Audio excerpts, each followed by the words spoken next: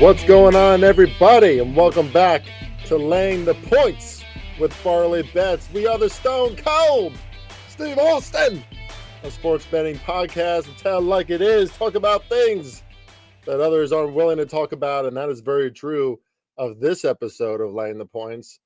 I'm going to break the fourth wall on today's episode. Also going to talk about the conference championship games in the NFL. We have two very exciting, very tough games to bet on this weekend in the NFL between what I would say probably are the four top teams in the NFL. Eagles fans might be surprised to hear me say that. No, I acknowledge that. They should be in the final four of the NFL playoffs. So we'll talk about that. We'll break down those games from a betting perspective a little bit. And I will talk about, I'll give away an NBA free pick too. Why not? Like some things in the NBA tonight too. You can catch me as always right here on Laying the Points every single week.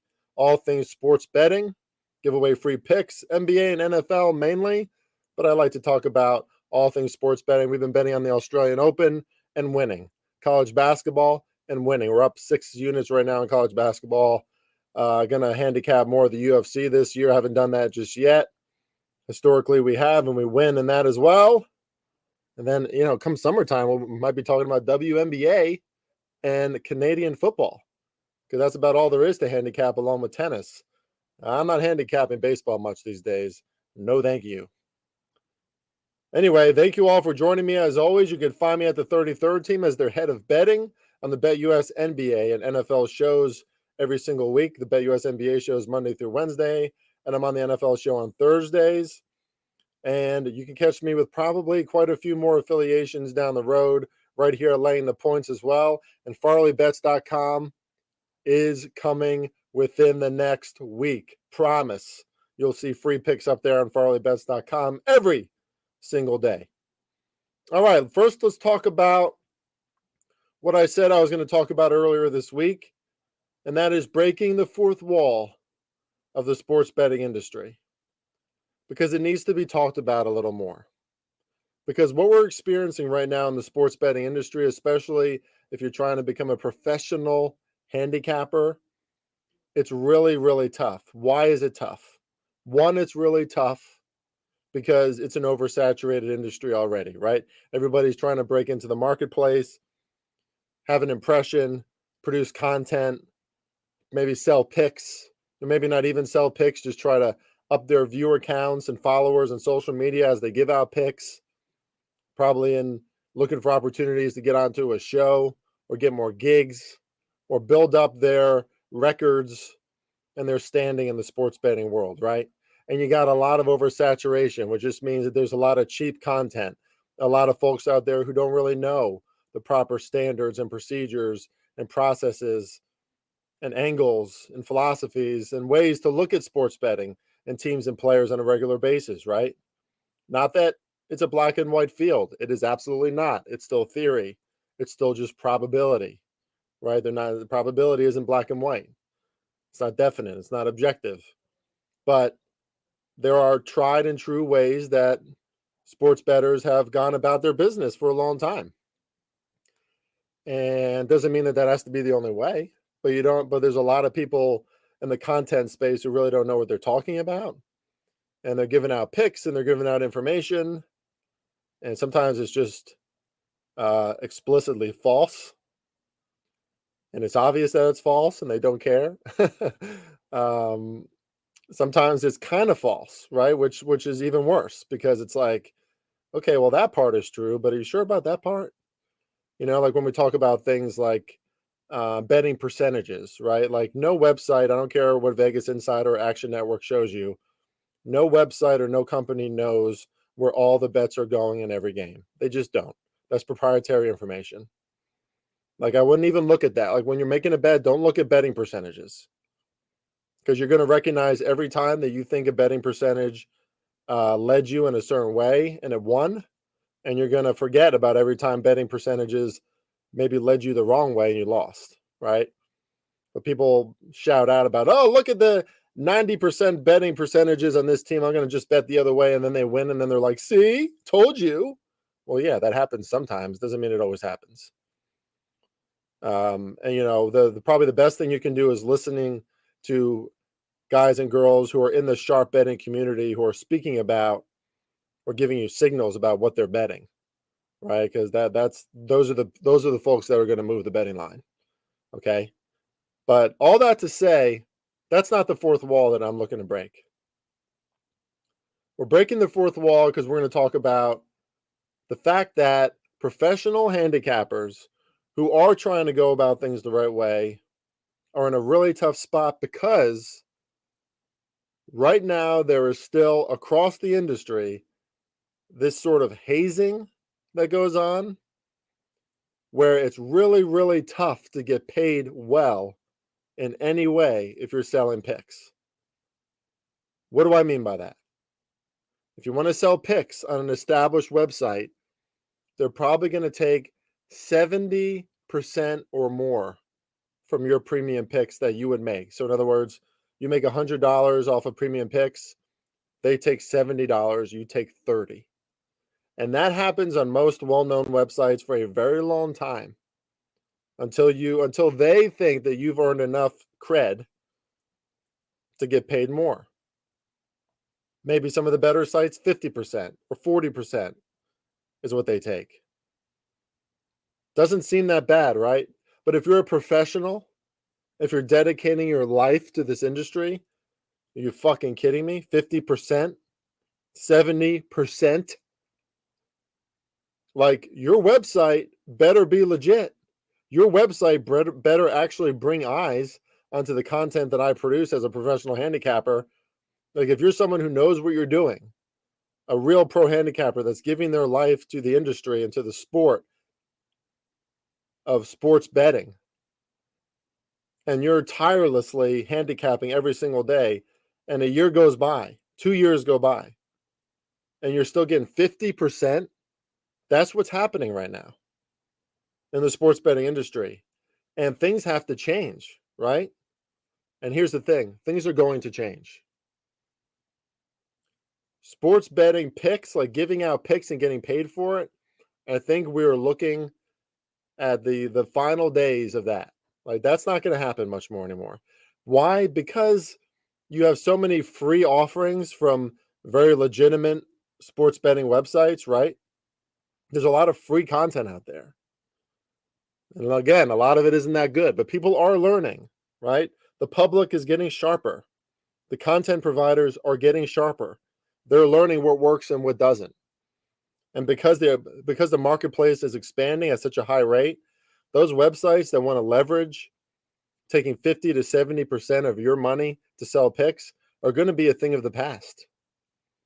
Like, it's not going to continue, right? Because as demand gets higher and higher, supply is going to get higher and higher too. There's going to be more and more, right? Because there's no end in sight as far as how many content providers and sports bettors there can be.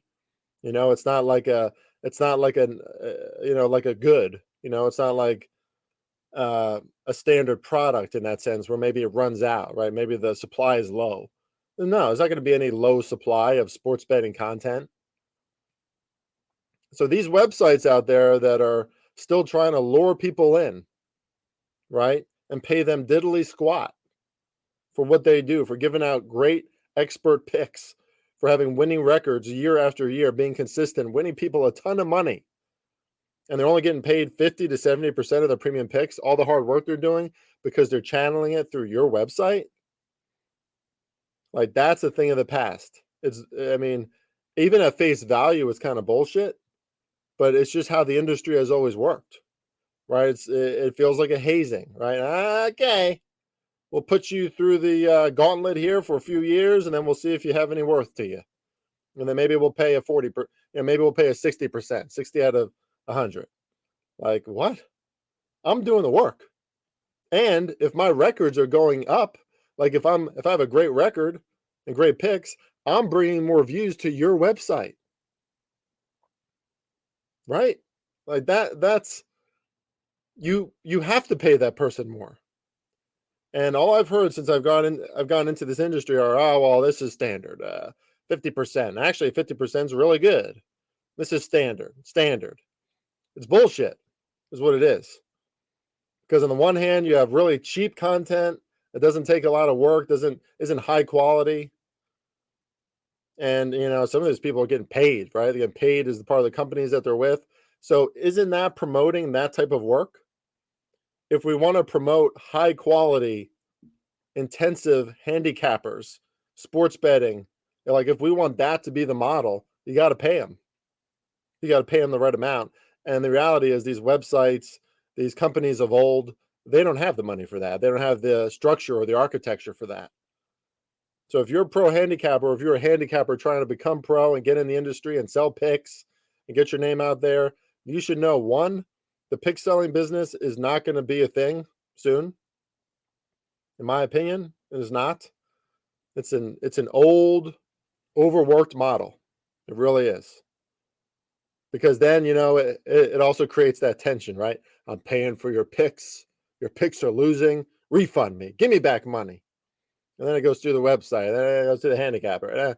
And then there's tension, and then there's conflict between the bettor and the customers who freely chose to take their picks, right?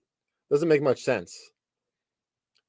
But the ugly truth that most people don't want to talk about is real pro handicappers that are trying to do things the right way. Most of them get paid diddly squat, unless they have like 60% records year after year. So they just have so many packages where it doesn't matter, right? Like they make a lot of money, the website makes a lot of money, but it's still not fair, right? We're trying to talk about equity, equality, distribution of work. We are furthering the disparity of quality content by not paying good handicappers what they deserve. More to come on this in future episodes of Laying the Points, but I've been through it. And I have to say too, there are companies that pay you the right way. BetUS is one of those companies. You get paid good money for being on their shows and giving out picks. You really do. I can't complain. But there's not a lot of companies like that. They'll pay you diddly squat. They'll pay you like 5 cents a word, for like a betting article. Like, get out of here with that. Who's going to do that type of work? You could start your own presence on social media and make so much more money, have so much more reach, and take 100% of the premium picks just by doing it through your own system, right? Your own website or just directly through email. I mean, I've done that for a long time. Why would I want to sell my picks at a website when I have 100% of the profit through me? And it's the same thing. Like, nobody cares. Nobody cares about your website. If you want to have a website in sports betting, make it free. FarleyBets.com is going to be free. There needs to just be more equity and more room for high quality sports bettors to fairly get paid and get their names out there. And, of course, a lot of that is up to the sports bettor themselves, but a lot of that is this old archaic hazing system where you feel like you have to be a part of these websites to make any money. And it's pretty old. And, as usual, it's like old white dudes just running shit. Like, you got to do this. Fuck you, buddy. No, I don't. So there's just a lot of that going on. And, man, at the end of the day, I don't worry about it because I don't think pick selling is going to be a thing anymore. But it's you got to get through the gauntlet at first. At least that's how it used to be.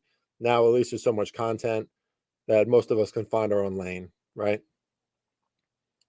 I've been doing this for 3 years now, and I'd much rather find my own lane. I'll put it that way. All right, let's get to these NFL Conference Championship games. And I'm going to first talk about the Philadelphia Eagles because I've gotten some feedback about things I've said about the Eagles. I probably sound pretty bitter or annoyed by the fact that the Eagles are in this position. But let me reframe this a little bit, and let me start with this. Believe it or not, you may not believe this, but I have a lot of nice things to say about the Eagles. I do. There's a lot of, how could we not say a lot of nice things about the Eagles? First of all, offensive line and defensive line. This is a team that is probably easily number one in both categories. offensive line and defensive line. They have a bunch of veterans who have been in big game situations before, who are in their absolute prime. And when you win that war in the trenches, like the Giants' defensive line has been playing well. They were dominated last week. Like it wasn't a fair contest. You saw that one highlight of Kelsey, Jason Kelsey, like throwing one of the Giants' defensive tackles to the ground. Like that's a weekly thing for the Philadelphia Eagles. They move lines, offensive lines, defensive lines. So in the trenches, they're second to none. Their talent is incredible in the secondary, linebackers, wide receivers. I mean, the difference that A.J. Brown has made as a physical presence, that's something that the Eagles have needed. The Eagles have needed a wide receiver like A.J. Brown for about 15 years. Basically, ever since Terrell Owens left. They haven't had that guy, that physical presence out there. Now they have him, and A.J. Brown is not just a physical presence, obviously, a very high football IQ, great catcher of the football, very athletic, fast. But he's a matchup nightmare. And then you got Devontae Smith on the other end. You got Dallas Goedert. Like this Eagles team has a ton of weapons. And you probably are not going to believe that I'm going to say this, but Jalen Hurts, in my opinion, he's the true leader of this team. He's a great on-field leader above everything else, which we've seen it, right? Look at Joe Burrow. Like as a quarterback, your leadership ability might be the most important thing. Obviously, you got to be able to whip that football out there. But as long as you have decent skill, if you're a great leader and you can read defenses and settle in, and you have the offensive line that Jalen Hurts has, I mean, let's face it, at the end of the day, this dude has, 3 to 4 seconds to throw the football on any given down because of how good his protection is. And that's not something most quarterbacks have, but let's give him credit. The dude hasn't made many mistakes this season, right? He's just winning.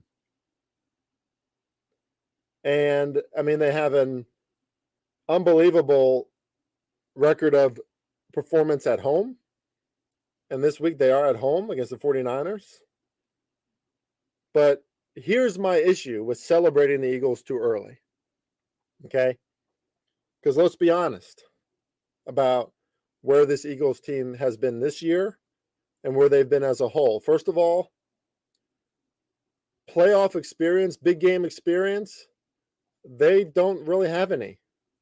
Okay, last week they beat up on the Giants. It's impressive. But everybody, I mean, come on. Like, we know it. I've said it about the Giants plenty of times as a Giants fan. The Giants don't have the kind of talent to play with a team like Philly. And I thought that the momentum that the Giants had last week, some of the creativity I saw in their offensive schemes, would mean at least a closer contest. Third time seeing your NFC East division foe, and it still didn't matter because that's how talented the Eagles are. Right? So the Giants just can't hang with them. That's fine. The Eagles' methodology is always great against the Giants. They air it out first, they get ahead, and then the Giants can't catch up, right? Because that defense takes over. Daniel Jones, when he has to pass first, tough spot for him, not great at it, and they just wipe the floor with the Giants. The Giants are just an immature team, still developing, great coach, but they don't have it. The 49ers are not the Giants. Okay? Even the 49ers, if you're playing them at home like the Eagles are going to be, they're not the Giants. And the only real, pressure-filled playoff experience, big game experience that we've seen from the Eagles is last year against the Tampa Bay Bucks. And in that game, Jalen Hurts went 23 of 43. That's 53%. Not good completion percentage. 2 interceptions and 1 touchdown against a really good Buccaneers defense. A Buccaneers defense that's really good, but they're not as good as the 49ers defense is this year. Did you see the 49ers defense last week holding the Cowboys to 12 points? Cowboys dropped 40 points on the Eagles a few weeks ago, folks. Right? Like Gardner Minshew being a quarterback doesn't mean that the Cowboys should have dropped 40 points on Philly, but they did. Now, do I think that the 49ers are going to drop 40 on Philly? No, I don't. I actually think that Philly's defense is going to win in a lot of those scenarios because Brock Purdy hasn't seen the kind of pressure he's about to see. And the speed of the Eagles secondary is elite. They're going to be like flies on shit, right? Like on those wide receivers. They're going to be all over there. It's going to be a really tough challenge for Brock Purdy this weekend. And I think that the Eagles defense is going to probably win more than they're going to lose in their matchups against the San Francisco offense. And that's saying a lot. I mean, San Francisco is one of the best offensive lines in football. Trent Williams shut down Micah Parsons last week, and they have so much talent on offense. But I think the Eagles defense can win a lot. The question is, can the Eagles offense win a lot? Because here's what we don't know. As elite as their offensive line has been, they haven't seen a Nick Bosa, right? They just haven't. They just haven't seen the kind of personnel that the 49ers are going to roll out. I mean, we're talking about players in their prime, absolute savages. Fred Warner, Dre Greenlaw, Eric Armstead, Samson Ekibom, Tre'Davious Ward in the secondary, along with, man, this guy's name always gets me, Diamador Lenore. Talanoa Hufanga is becoming a star. I mean, this defense is loaded, and they're really well coached. And the problem for me is this. The Philadelphia Eagles, and specifically Jalen Hurts, haven't seen a defense like this all year. I mean, maybe Dallas's defense is comparable, and Dallas beat them once.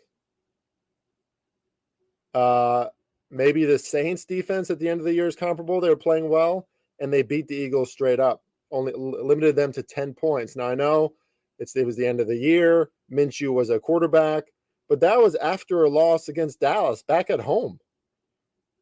And they got bullied in the trenches in that game. They did. If you watch that game, the Saints bullied the Eagles in the trenches. Who else? I mean, Pittsburgh in week 8, well, TJ Watt wasn't back yet, which we all know makes a huge difference. I mean, as soon as he came back for the Steelers, their defense was entirely different. I mean, Washington played them hard and beat them once. Another good defense. Listen, the Eagles just haven't faced anybody yet, really. This is going to be the best team by far that they've faced all season. Definitely the best defense that they've seen all season. Not the best offense, right? Dallas's offense probably a little better than San Francisco. Although you'd be hard pressed to find another offense that's really similar. I mean, Minnesota was off that big win in week 1 against the Packers, so they flailed in week 2, only scored 7 points against the Eagles. But that's a tough spot for the Vikings on the road. Kind of saw that coming. But I mean, the Giants beat the Vikings, right? The Giants defense played well against the Vikings. I mean, San Francisco's run game, their speed on offense, and now their defense. Forgive me if I'm just not convinced that this Philadelphia Eagles team is going to waltz in there and just blow out the 49ers. Like, they're going to the Super Bowl, folks. Like, no. Like, let's just pause and not give out any participation trophies here and be like, let's see how the Eagles are going to do, because this is a brand new situation.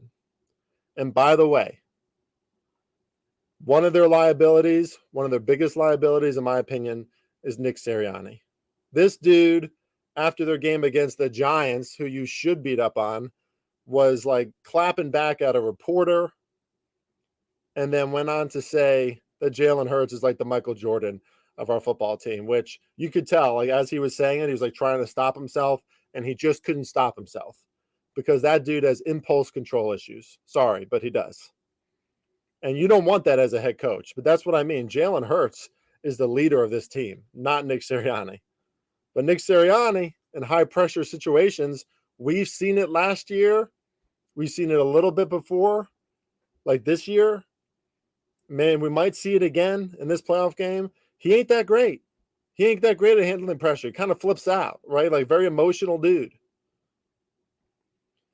San Francisco's defense is good enough to where I believe they're going to make Jalen Hurts throw the football in tight coverage to win this game.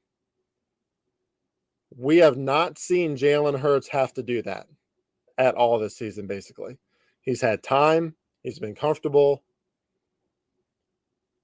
Right? I mean, bada bing, bada boom. It's just been what it has been. Maybe the closest thing we saw to that was against the Cowboys in their first game in week 6. Hurts played well, 155 yards through the air, nothing that great, but they did enough. And obviously, Dak Prescott didn't play in that game, right? It was Schultz. Or not Schultz, whatever his name is. It doesn't matter. So maybe that was a tough test, but not. This is going to be a whole new ball game, folks.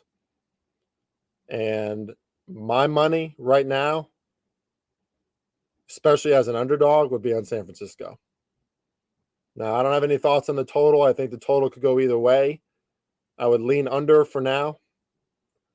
But just be careful about how confident you are in the Eagles. It's not that I don't think the Eagles have all the talent in the world. They have great on-field leadership. They could easily win this game. They could conceivably blow out the 49ers. That's how much I acknowledge that the Eagles are good. Like, built to do that, talent-wise. But there's a lot more, as we've seen in football, that is required than talent. And a lot of times you need the experience to gain the poise and to know what to do in high-pressure situations and how to handle it. And the Eagles have been coasting this season. Give them all the credit in the world. This is going to be a really tough spot, though. The other game, the Bengals and the Chiefs. This weekend is so hard because we don't really know, right? Like, we don't know what version of Patrick Mahomes we're going to see because he has a high ankle sprain. But then he came back in the game and he played beautifully. Like, he was moving around, scrambling, made things happen. And now that the Chiefs are underdogs in this game, it does make me feel like the value is more on Kansas City. Because you talk about a motivational aspect, right? Both of these teams, like Joe Burrow and the Bengals, were explicit. They talked about in the media how they were offended about how scheduling makers in the NFL was setting up the Bills and Chiefs as the next game that was going to happen, right? Like, that's the next game that's going to happen. They use that as fuel and motivation. But if the Bengals head to Kansas City at Arrowhead as favorites, I don't know what they can use as motivation here. I mean, Burrow is 3-0 against the Chiefs, and now they're favorites on the road. So if anything, that puts more pressure on Joe Burrow and the Bengals. Whereas the Chiefs have been like, all right, these SOBs have beat us 3 straight times. Now we're being treated as the underdog at home, and we're the Kansas City Chiefs. Are you kidding me? I think there is value in teasing up the Chiefs and 49ers as underdogs, maybe 6.5 points each, Niners to 9. Chiefs right now, as it stands, would go up to 7.5. I think it makes sense. It's really tough because conference championship games, you have elite teams that could blow each other out. So it feels a little scary, but I do think it makes some sense. Because Patrick Mahomes, we saw it last week. If this guy can stand, he's going to be in this game. So he's going to play. Like, we know he's going to play. But the Bengals have been absolutely flawless. And there's something special that's going on with Joe Burrow, his mentality, the way the team responds, Zach Taylor and what he does or just stays out of the way. You know, I think Zach Taylor is obviously masterful at handling these high-profile athletes and bringing them all together. Because he's either staying out of the way in the right ways at the right moments, or he's right there in the thick of it with Joe Burrow and everybody, and it's working. And the thing about the Bengals, like Ryan Reynolds, my buddy at the 33rd team, says all the time, is they prepare differently for each team that they face. You love to see that, right? Some teams, it's like they have no adjustments. This is a sharp team, high-level people. And that is going to be some battle there in KC. Check out the weather in that game, because right now my favorite play this weekend is over 47 in Bengals and Chiefs. I think the weather is starting to look better. Like, the wind's starting to calm down a little bit. It started out 16 miles an hour earlier this week. Now it says 10 miles an hour. 10 miles an hour at Arrowhead. easy for me to say, and no snow. So that's a better situation for points. I don't think you can stop Cincinnati. I don't think you can stop Kansas City. As good as those defenses can be, Chris Jones on one end, right, Hubbard on the other end. They got guys at both ends. Both of these defenses step up in these moments, but I don't think you're stopping Patrick Mahomes and Joe Burrow more often than not. So as long as the weather agrees, I think you go with an over. That's still my favorite bet of this weekend. But I do think that teaser makes sense as well. Should be great TV, evenly matched teams, and no combination of the Super Bowl would surprise me. Right? Bengals, Eagles, Chiefs, 49ers, Bengals, 49ers, Chiefs. Like, would not shock me at all. That's how good it's going to be, I think, this Sunday. All right, uncorrelated parlays don't make a lot of sense usually. Long term, you're going to lose if you have a lot of uncorrelated parlays. But I do like a parlay in tonight's NBA games. The Bucks are big favorites. The Magic are 6-point favorites. And the 76ers are favorites. I think parlaying two of them, three of them, you get plus money. Two of them, you get close to plus money. It makes sense because the Bucks are facing a Nuggets team off a back-to-back on the road. Nuggets aren't quite as good on the road. Bucks are really going to win this game. They're going to really want to win this game, They're completely healthy. The Magic are off a good win against the Celtics.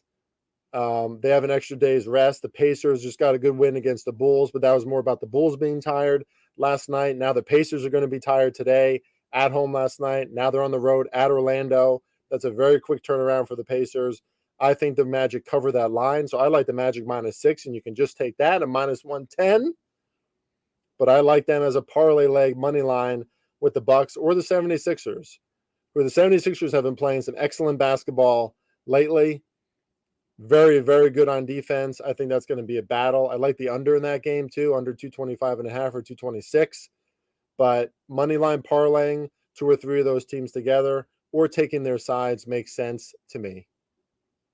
Don't parlay like Bucks -8 and 76ers -5 though, because one of the reasons why I like the money line parlay is because these lines are very sharp. I think so. 76ers could win by 4. And the Magic could win by 6. And the Bucks could win by 8. I mean, I think they're very sharp at this point. So maybe look at a money line parlay or pick one of them that's your favorite. I like all those home favorites tonight in the NBA.